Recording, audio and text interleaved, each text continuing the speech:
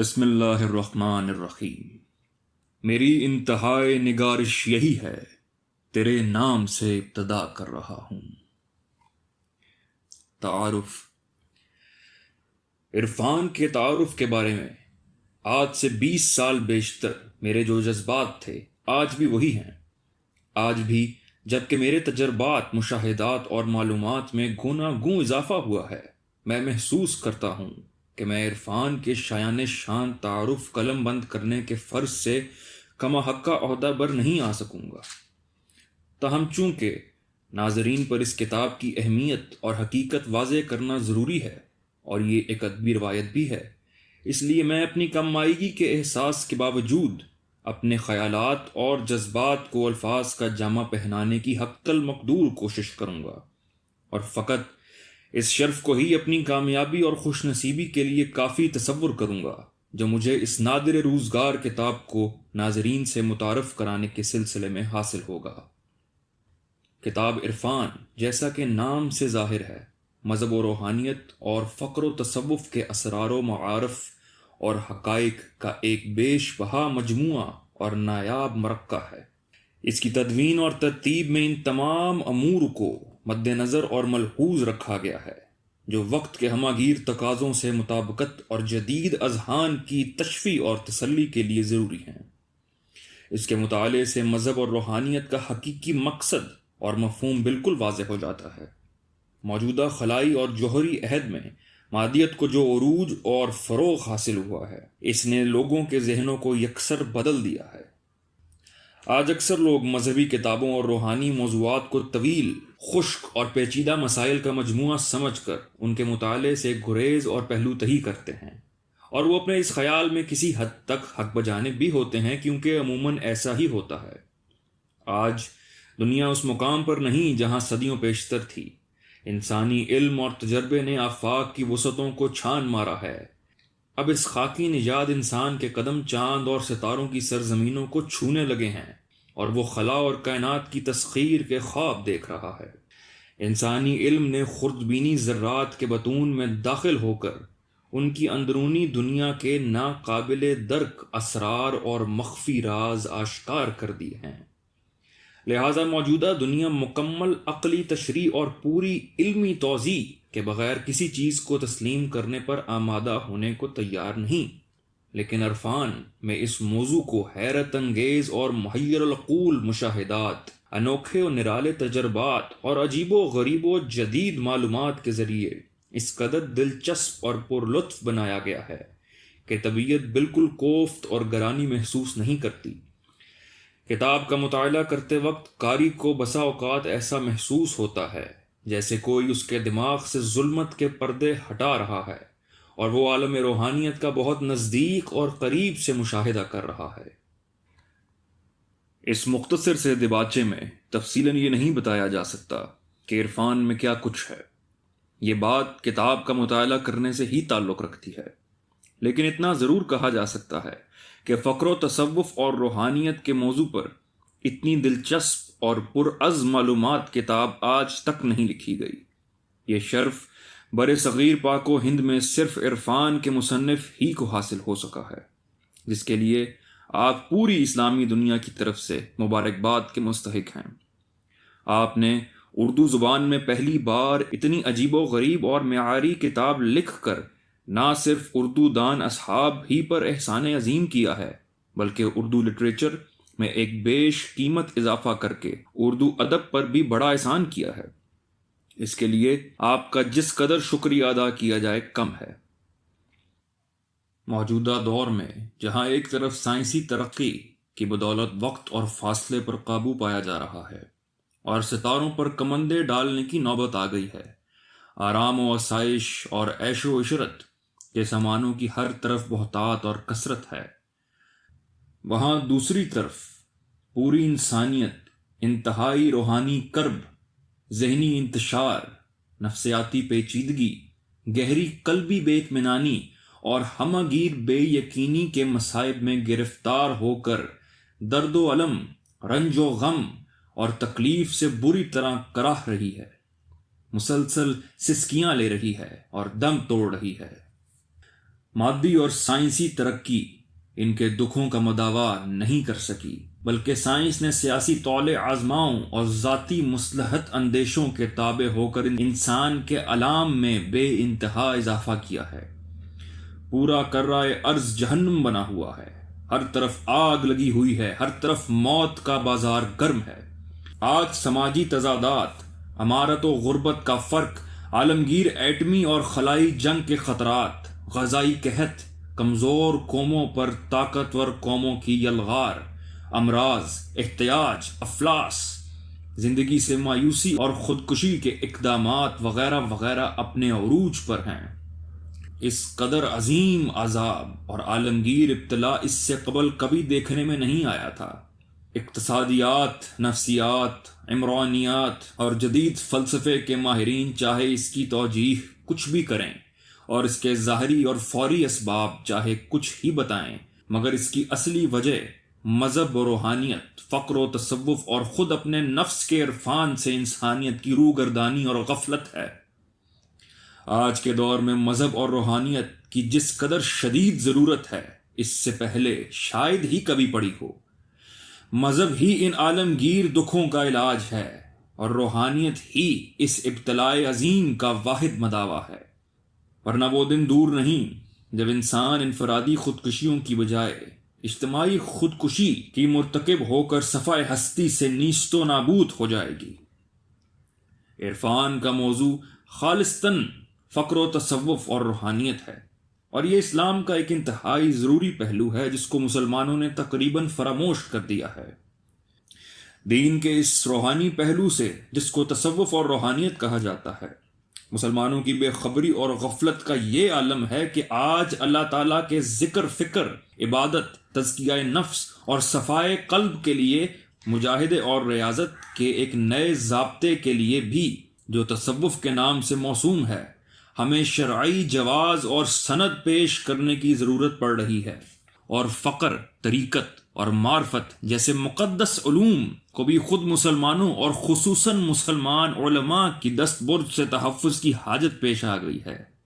بلکہ اب تو خود اسلام، قرآن اور سنت کو بھی ائمۃ المسلمین سے نہیں، بلکہ بزعم خود اپنے آپ کو اسلام کا علمبردار تصور کرنے والے ایسے علماء کی زبان اور قلم سے خطرہ لاحق ہے جو مغربی مستشرقین اور عیسائی مبلغین کے پیش کردہ نظریات سے متاثر ہیں، اور اسلامی عقائد اور روحانی اقدار کو مسخ کرنے کے درپے ہیں۔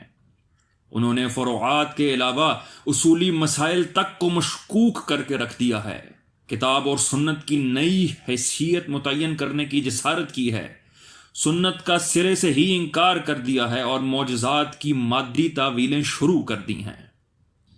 دین اسلام کے دو رخ اور دو پہلو ہیں، ایک ظاہری اور دوسرا باطنی و روحانی۔ ظاہری رخ اور پہلو شریعت ظاہرہ کے نام سے موسوم ہے، جسے علماء اور فقہاء نے اپنایا ہے، اور باطنی اور روحانی رخ کو فقر و تصوف اور طریقت کا نام دیا گیا ہے، جسے فقراء، صوفیاء اور اولیاء نے اختیار کیا ہے۔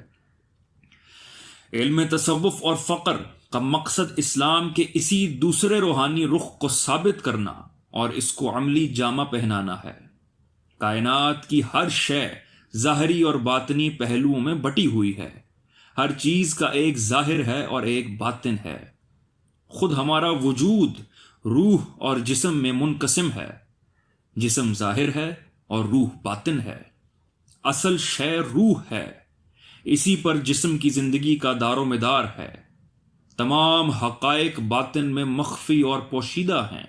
اسی طرح اسلام میں شریعت گویا جسم ہے اور تصوف اور فقر اس کی روح ہے، اور یہی اصلیت، حقیقت اور صداقت کا سرچشمہ ہے۔ رسول مقبول صلی اللہ علیہ وآلہ وسلم کی حیات طیبہ کے یہی دونوں رخ قرآن اور احادیث سے ثابت ہیں، اور کوئی باشعور ذی عقل اور صحیح العقیدہ مسلمان اس سے انکار نہیں کر سکتا۔ آپ صلی اللہ علیہ وآلہ وسلم کی ذات گرامی ظاہر و باطن کی جامع تھی، اور آپ صلی اللہ علیہ وآلہ وسلم ہی سے یہ دونوں طریقے دنیا میں رائج ہوئے اور پھیلے ہیں۔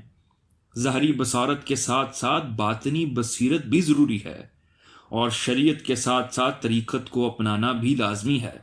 آفاق کے ساتھ ساتھ انفس بھی ہے، اور عالم شہادت کے پہلو بپہلو عالم غیب بھی موجود ہے، اور اس کے لیے دل کی بینائی درکار ہے۔ دل بینا بھی کر خدا سے طلب، آنکھ کا نور دل کا نور نہیں۔ فقر و تصوف در حقیقت رسول اکرم صلی اللہ علیہ وآلہ وسلم کی روحانی اور باطنی زندگی کی پیروی اور آپ صلی اللہ علیہ وآلہ وسلم کے طفیل حسب استعداد باطنی کمالات تک رسائی حاصل کرنے کا نام ہے، اور یہ وہ لائحہ عمل ہے جس کے ذریعے اسلام کے مذکورہ باطنی پہلو کو عملی طور پر ثابت کیا جاتا ہے۔ جب تک اسلام کا باطنی اور روحانی پہلو ثابت نہ ہو جائے، اسلام مکمل طور پر سامنے نہیں آتا اور اس کی حقیقت پورے طور پر منکشف نہیں ہوتی، اور جب تک رسول مقبول صلی اللہ علیہ وآلہ وسلم کی باطنی اور روحانی زندگی کو نہ اپنایا جائے، مسلمان صحیح معنوں میں مسلمان اور حقیقی معنوں میں مومن نہیں بن سکتا۔ ہم جو کچھ ظاہری مادی حواس کے ذریعے محسوس اور مشاہدہ کرتے ہیں، کائنات کا ماحصل یہی کچھ نہیں، بلکہ کائنات اس کے علاوہ اور بہت سی نادیدہ اشیاء اور غیر مرئی مخلوقات اور غیر محسوس دنیاؤں سے بھری پڑی ہے۔ ان کا مشاہدہ کرنے کے لیے باطنی حواس اور روحانی ادراک کی ضرورت ہے۔ ہر ظاہر کا ایک باطن ضرور ہے، اور ہر وجود کے اندر ایک روح موجود ہے، یہاں تک کہ ہر ذرہ باطنی جوہری توانائی کا حامل ہے۔ اسی توانائی پر اس کے وجود و عدم، زندگی و موت، نیستی و ہستی کا انحصار ہے۔ تصوف اور فقر کائنات کی ان نادیدہ اشیاء، غیر مرئی مخلوقات اور غیر محسوس دنیاؤں سے ہمیں روشناس کرواتا ہے، اور عالم غیب اور عالم روحانیت سے ہمارا رشتہ استوار کرتا ہے۔ مادی حواس اور عقل کی حدود جہاں ختم ہو جاتی ہیں، وہیں سے رہنمائی کا فرض تصوف ادا کرتا ہے۔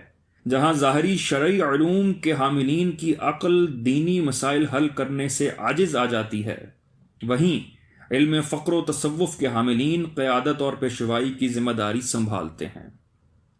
ائمہ تصوف نے شرعی نصوص ہی سے تصوف کے مسائل اور اصول کا استنباط اور استخراج بالکل اسی طرح کیا ہے جس طرح ائمہ مجتہدین اور فقہا نے شرعی مسائل کا قرآن و سنت اور اجماع و قیاس کی روشنی میں استنباط اور استخراج کیا ہے۔ تصوف کا ماخذ معلوم کرنے کے لیے ہمیں قرآن و حدیث، رسول پاک صلی اللہ علیہ وآلہ وسلم کی حیات طیبہ اور صحابہ کرام کی زندگی کو نظر انداز نہیں کرنا چاہیے۔ اس بات میں اب ذرہ برابر بھی اشتباہ نہیں رہا کہ تصوف کا حقیقی ماخذ قرآن اور سنت ہیں، اور فقر و تصوف باہم مترادف ہیں، اور اسی کو شارع اسلام نے اپنے لیے باعث فخر قرار دیا تھا۔ تاریخ شاہد ہے کہ جس وقت علوم شریعت تالیف و تصنیف کا جامہ پہن کر کتابی شکل میں آنے لگے، اور فقہا نے فقہ اور اصول فقہ اور کلام و تفسیر میں کتابوں کے ذخیرے مرتب کرنے شروع کیے، تو صوفیاء نے بھی علم تصوف پر قلم اٹھایا۔ بعض نے ورع اور محاسبہ کے مضمون کو لیا اور اس میں کتاب ترتیب دی، مثلا قشیری نے کتاب الرسالت لکھی اور سہروردی نے عوارف المعارف لکھی۔ پھر امام غزالی نے احیاء العلوم لکھ کر ہر دو امور کو جمع کیا، یعنی ورع و محاسبہ پر تفصیلی بحث کی اور تصوف کے آداب و اصطلاحات پر بھی کافی شافی گفتگو کی۔ اسی طرح علم تصوف جو صرف اس طریقے عبادت یا ان احکام سے عبارت تھا جو سینہ بہ سینہ بزرگوں سے چلے آ رہے تھے، اب کتابی شکل میں آ گیا اور آنے لگا، اور اب تک آ رہا ہے۔ اور یہ عمل صرف اسی علم تصوف کے ساتھ ہی مخصوص نہیں، بلکہ ابتداء میں علوم تفسیر، حدیث و فقہ بھی سینہ بہ سینہ منتقل ہوتے تھے۔ بعد میں ان کی تالیف و تصنیف کا سلسلہ شروع ہوا۔ پھر صوفیاء کرام اور فقراء عظام کا مجاہدہ، مراقبہ، ذکر، فکر اور عزلت نشینی نے ان کو فقہا پر فضیلت اور فوقیت بخشی ہے، کیونکہ مراقبہ اور مجاہدہ وغیرہ کی برکت سے ان کے حواس سے پردے اٹھ جاتے ہیں، اور وہ غیر مرئی عالم ان پر روشن ہو جاتے ہیں جن کی صاحب علم ظاہر ہوا بھی نہیں پا سکتا۔ صوفیاء کو اپنے اعمال، عبادات اور مجاہدہ کے نتائج اور اثرات ہر لمحہ محسوس اور معلوم ہوتے رہتے ہیں، اور ان کے اجر و ثواب کا اندازہ ان کو صحیح طور پر ہوتا رہتا ہے۔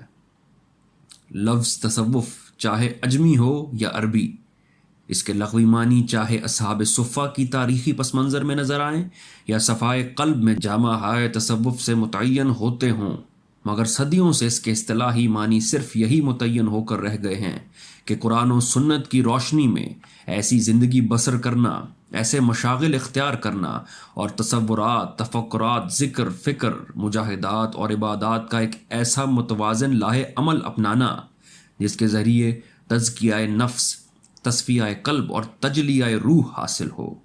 یاد رہے کہ نفس کے تزکیے اور تصفیے کے صرف مبہم اشارات ہی نہیں بلکہ واضح احکام سے قرآن مجید بھرا پڑا ہے۔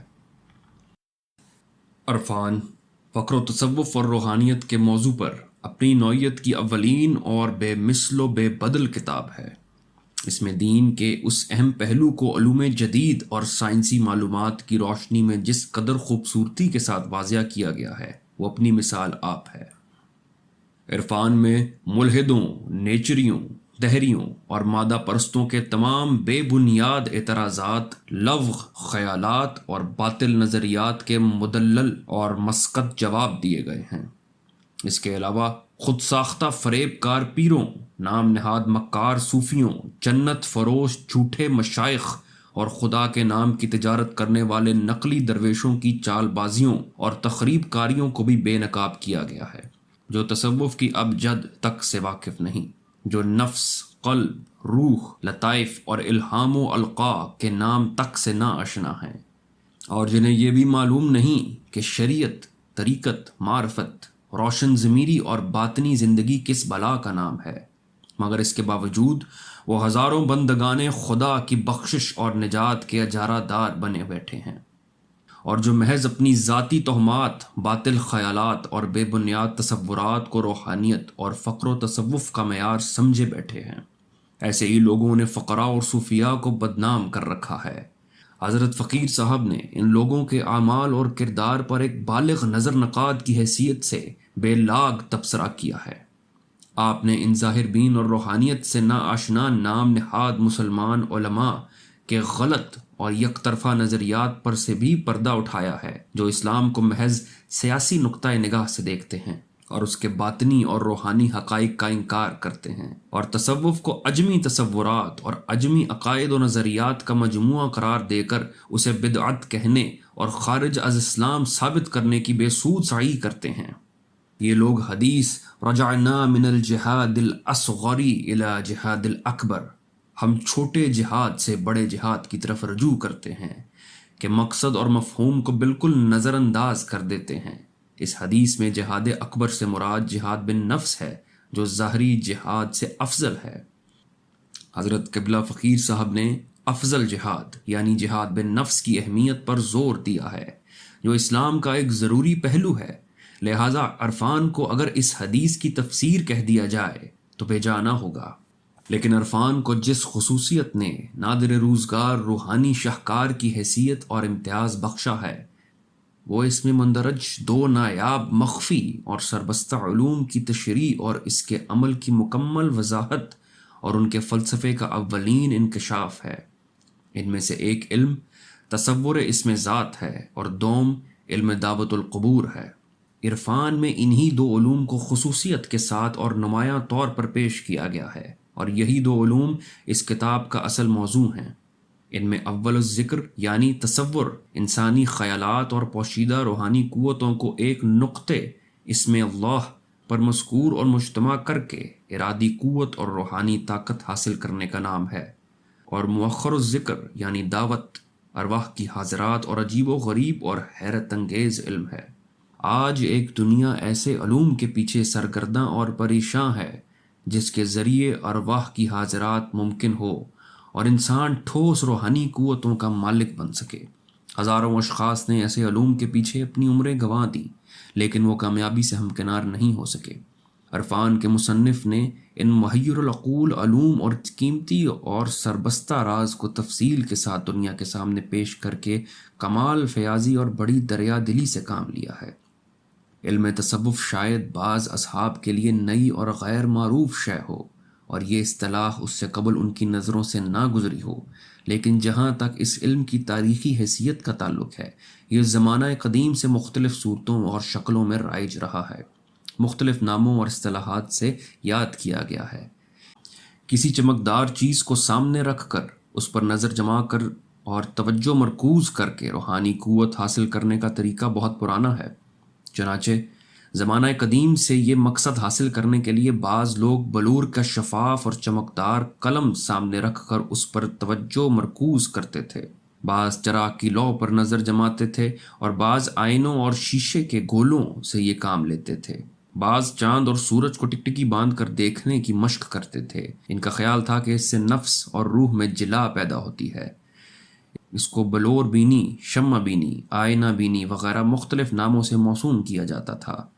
اس کی آخری اور ترقی یافتہ صورت میسمرزم اور ہپناٹزم کی شکل میں آج بھی دنیا میں خصوصاً ترقی یافتہ ممالک میں رائج ہے۔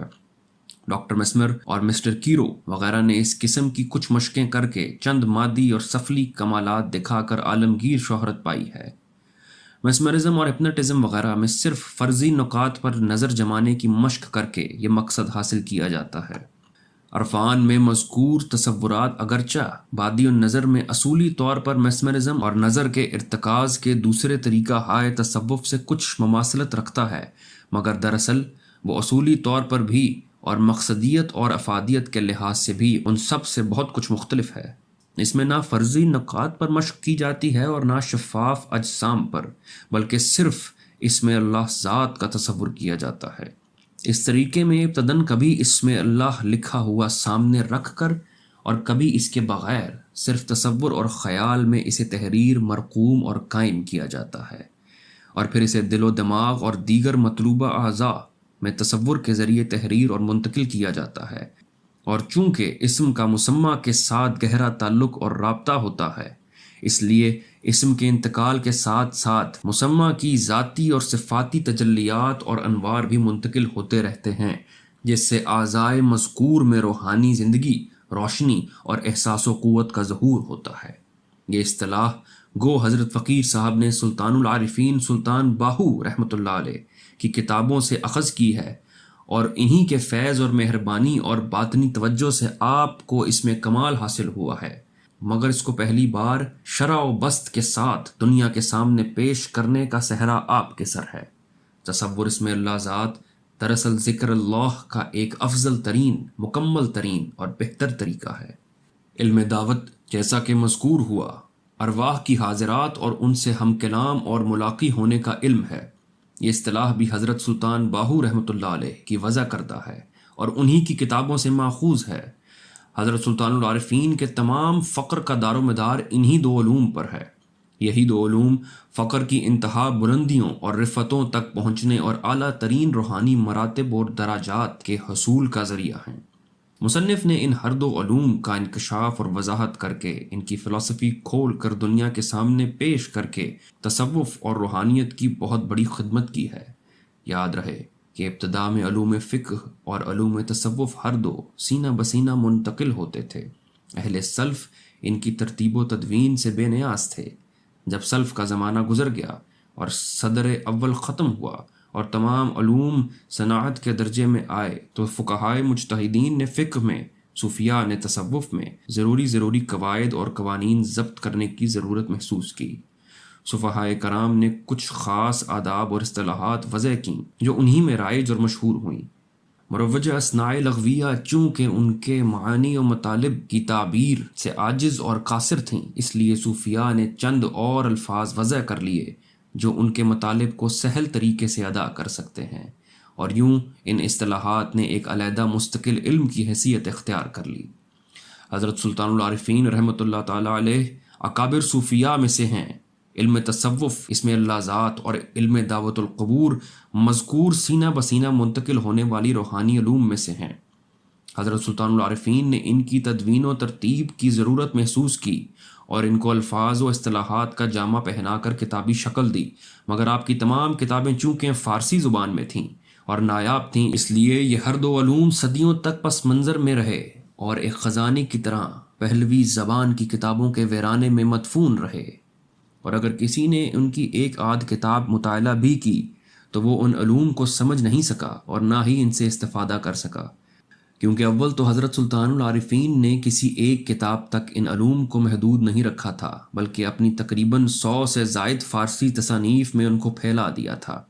دوم، آپ نے ان علوم کا صرف اجمالی تذکرہ کیا تھا، ان کی مکمل تفصیل اور پوری تشریح کی حاجت تھی۔ آپ کی تمام کتابوں کے نہایت عمیق مطالعے، بڑی چھان بین، انتہائی کھوج اور وسیع و طویل ریسرچ و تحقیق کی ضرورت تھی۔